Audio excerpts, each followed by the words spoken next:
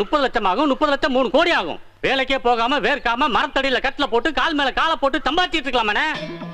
என்ன ரைமிங்கா பேசுற? டேய் வண்டி ரொம்ப ஸ்பீடா ஓடுதுடா, நிப்பாட்டு.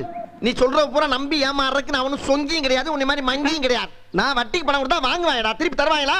என்னானே நீங்க டெரர் பேச வச்சுக்கிட்டு இப்படி பீதி ஆகுறீங்க? டெரர் பேசா? ஆமாண்ணே, அதை இப்ப காட்டுறேனே. பாருங்கண்ணே, அப்படியே பின்லாட நடிச்சுக்கிட்டு கண்ணாடியா பாருங்க. அப்படியா? தெரியுதா?